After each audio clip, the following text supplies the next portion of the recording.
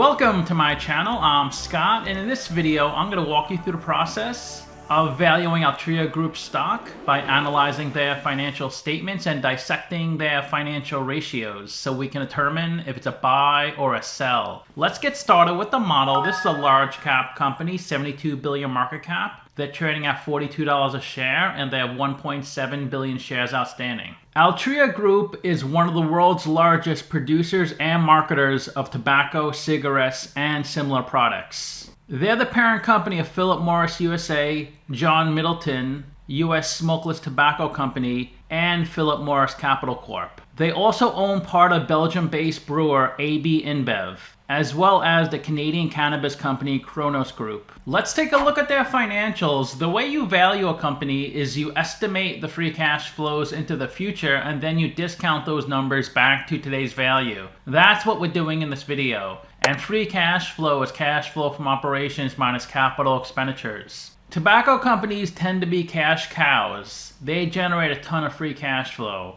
$8 billion in 2020, 2021, and 2022, then over $9 billion in 2023. And they give back most of that cash flow to their investors. They pay 9.5% dividend yield, so they pay out $7 billion of dividend payments. In 2023, they converted 44% of their revenue into free cash flow. It was 39% before that. These companies are all profit, and their free cash flow per share is $5.28. One share is $42. So if you own one share, your piece of the company is $5.28. Net income is the profit or loss on the income statement. It's revenue minus expenses. And that doubled from $4.5 billion to over $8 billion. 2023 was their best year ever.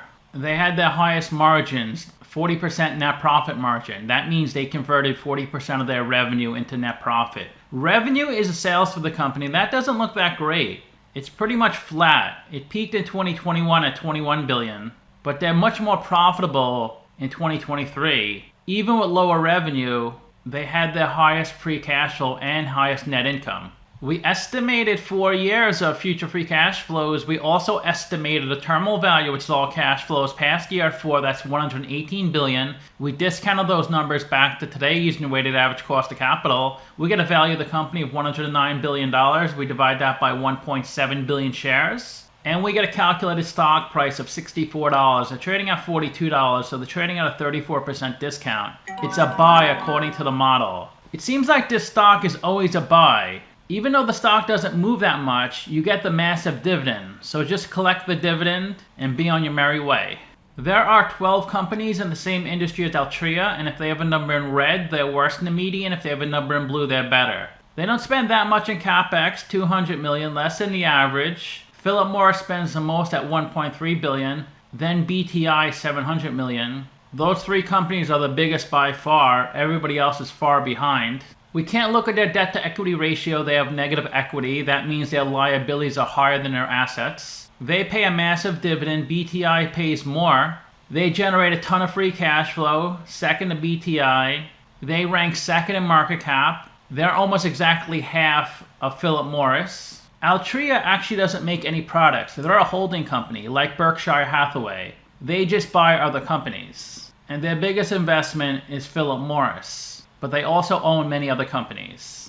So if you own Philip Morris stock, you're just like Altria. You're an investor in Philip Morris. We can't look at their price to book. They have negative equity. Look at their PE. They trade at 9 times earnings, 8 times free cash flow, which is just a crazy good number. But look at BTI, 4 times free cash flow. They trade at 3.5 times revenue, which is worse than median average. They generate a ton of revenue, $20 billion. Philip Morris generates the most, but their 5-year annual revenue growth rate is declining. Look at RLX Technology, 63%. Really big revenue growth. They're a Chinese e-vape company.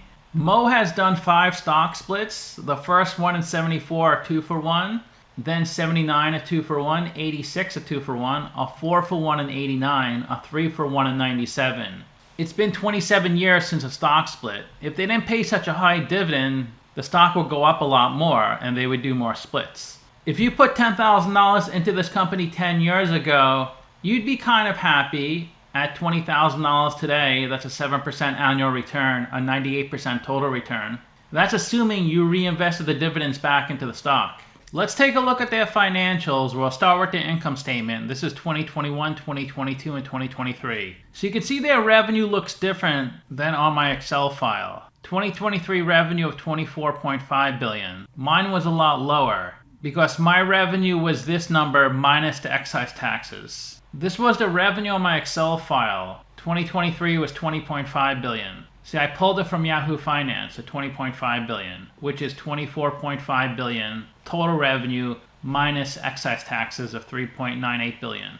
Excise taxes are not applied to all products, but they are applied to fuel, tobacco, alcohol, and some other things. So the business has to pay the excise tax, but that just means they charge us more money. So when fuel taxes go up, then we pay more for fuel. So you can see their revenue goes down each year from $26 billion to $24.5 billion. The cost of revenue are all the expenses directly tied to generating the revenue, like the cost to make the products. That's $6.2 billion. Then you have $4 billion of taxes. So their gross profit is over $14 billion. So they're doing a great job at managing expenses and improving their margins. Their gross profit is higher in 2023 with lower revenue.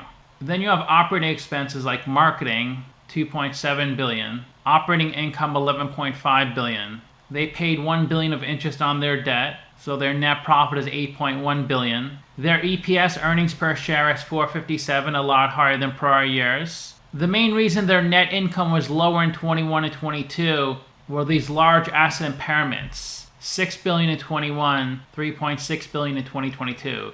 That's when you decrease the value of an asset, in this case it's goodwill, on your balance sheet and pass through a loss onto your income statement. Here's a breakdown of the $6 billion loss. $5.5 billion was AB InBev, 400 million kronos. In 2022, $2 billion was AB InBev, 200 million kronos. And they actually had a gain in 2023 of $539 million. Let's get a breakdown of their revenue, the $24.5 billion. Let's see what that is. Of the $24.5 billion, $22 billion is smokable products, like regular cigarettes, and $2.7 billion oral tobacco products, like vapes.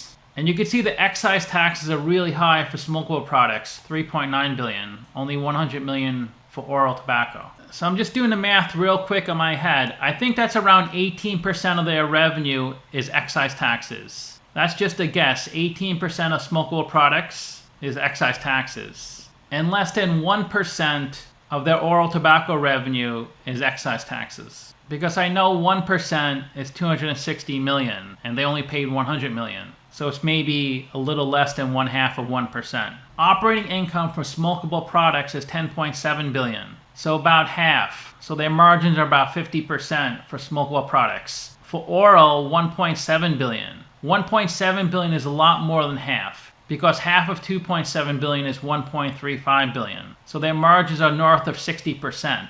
Let's take a look at their balance sheet. Their current assets, $5.6 billion. Current liabilities of $11 billion, so they have a really low current ratio. It's about 1/2. They may need to add some debt to get through the next 12 months. They have a ton of cash, $3.7 billion. Here's a breakdown of their inventory. Leaf tobacco, $649 million. Other raw materials, $200 million. Work in process, $22 million. And finished products, $340 million. So that's $1.2 billion of total inventory. $2.7 billion of equipment, $1.5 billion of buildings. That's where they make their products. Their biggest asset is other intangibles, $13.7 billion. Here's a breakdown of the $13.7 billion. $3 billion is smokable products, $9 billion is oral, $1.7 billion of other. And they have a lot of goodwill, $7 billion of goodwill. Goodwill is the premium you pay when you acquire another company. Here's a breakdown of the goodwill. $5 billion is oral tobacco, $1.6 billion of other. All of the 2023 goodwill is from Enjoy. In June of 2023, they completed the acquisition of Enjoy for $2.9 billion. $1 billion of that was technology. Enjoy was founded in 2006, and it has a pretty big market share in vaping. Let's go back to the balance sheet. They have $10 billion of investments in other companies.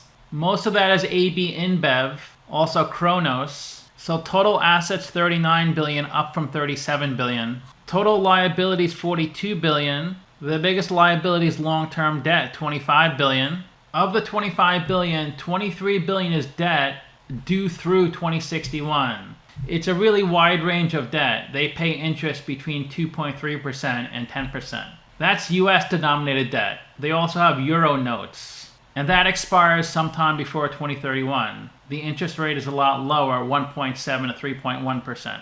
Assets minus liabilities equals equity. Since our assets are lower than their liabilities, they have negative equity, negative $3.5 billion. Because they buy back so much stock, they bought back $39 billion of their own stock. When a company buys back their own stock, it decreases their cash, it also decreases their equity. And they profited $31 billion from running their business. And the $5.9 billion is how much they raised from issuing stock. Let's take a look at the statement of cash flows. So their operating cash flow is between $8.5 and $9 billion. Their highest was in 2023, $9.3 billion. The reason they have low net income in 2021 and 2022 and high cash flow is those big goodwill impairments on AB InBev. Those are non-cash items that bring down your net income, but they don't affect cash flow. So that's why we add it back here. Operating cash flow is net income converted to cash. In their investing section, you could see how much they spent on acquisitions, $2.75 billion on Enjoy. That's how much cash they spent. But if they acquire a company for all stock, then you won't see it here. The statement of cash flows only tracks cash. And they received $1.7 billion from the sale of IQS Systems. Last year, $1 billion. And the last section on the statement of cash flows is the financing section. That's where you can see the dividends they paid. They paid $6.8 billion in 2023, $6.6 in 2022, $6.4 in 2021. And they bought back $1 billion of stock in 2023, $1.8 billion in 2022, $1.7 billion in 2021. So pretty much all that cash flow they give back to the investors in the form of a dividend and buybacks. Let's take a look at the stock on Simply Wall Street. Its last price, $72 billion market cap, up 2.5% in the past week, and down 9% in the past year. That's pretty close to their dividend yield. Let's see what they say about the company. Altria manufactures and sells smokable and oral tobacco products in the US. The company offers cigarettes mainly under the Marlboro brand, large cigars and pipe tobacco under the Black & Mild brand, moist smokeless tobacco, and snus products under the Copenhagen, Skoal, Red Seal, and Husky brands. The word S-U-N-S is pronounced snus, not snus. The last video I did, I said snus, and somebody corrected me. And I did more research, and that person is correct. Altria also sells oral nicotine pouches under the On brand and e-vapor products under the Enjoy brand. They sell their products to distributors as well as large retail organizations such as chain stores. They were founded over 200 years ago in 1822, headquartered in Richmond, Virginia. I'm from Richmond. Staten Island is Richmond County. Here's their stock price going back to 1990, and you can see it was $15 a share. Its highest point ever was in 2007, right before the Great Recession, close to $90. Then its lowest point ever was in 2008. It bottomed out at $12.33. Then it got real low in 2008, $15 a share. Then over the next 9 years, it ran up to past $70. Actually pretty close to $80. That was in 2017. Then it fell to the low 30s during the COVID bottom.